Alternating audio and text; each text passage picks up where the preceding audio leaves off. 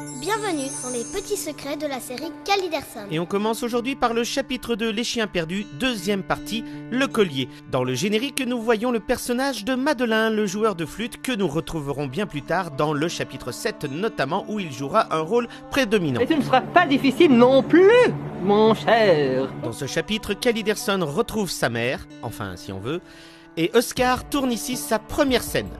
Et pas des moindres puisqu'il se retrouve dans les bras de sa professeure d'anglais.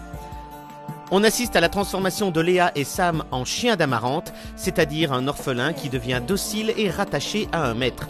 Et on vous donne la recette de cette eau magique. Il s'agit de sirop de menthe. En tout cas, c'est ce que Barbara, la comédienne qui joue la prêtresse de l'eau, a préparé pour le jour du tournage. Quant aux mystérieux colliers qui apparaissent au cou des chiens d'amarante, ils viennent de l'autre bout du monde. Oui, c'est lors d'un voyage au Népal que le réalisateur en trouve une dizaine.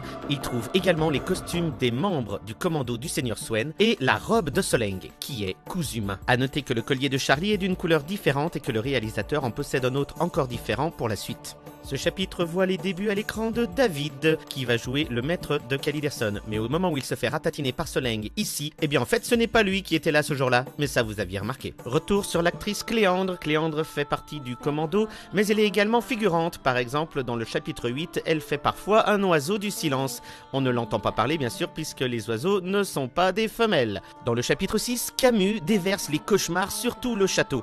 Cléandre se voit donc vivre son propre cauchemar, avoir une robe. Il faut savoir que la comédienne déteste les robes et qu'ici, elle se surpasse elle-même. Depuis le jour de ce tournage, Cléandre n'a toujours pas rendu la robe et elle la met de temps en temps à certaines occasions.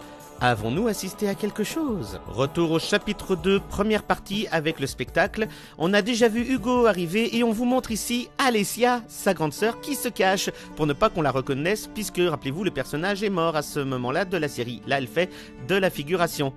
Au fait, la discrétion est une vertu, Alessia. On assiste au début du personnage de Galopin. Nous accueillons aujourd'hui les deux bergères. À noter que les deux bergères ne sont pas celles prévues.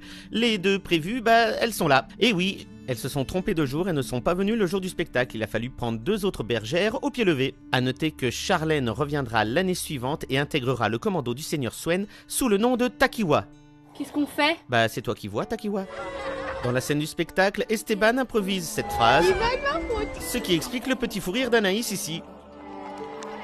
Enfin, ne parlons pas de ce spectacle sans évoquer le fait que c'est un vibrant hommage à la série Kaamelott et notamment au livre 5 et encore plus spécialement à l'actrice Valérie Benguigui dont la disparition a profondément ému le réalisateur de Caliderson. Alors, on va en choisir qui ont des bonnes têtes de mouton.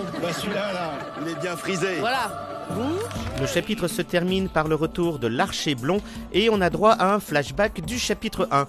Le problème, c'est que Caliderson est joué maintenant par Oscar et non plus par Jacques. Il a fallu retourner, regardez bien, cette scène en partie. En effet, Oscar a ici tourné sur fond, non pas vert, mais sur fond blanc. Et on a encore beaucoup de choses à dire sur l'archer blond, mais... Chut, c'est un secret.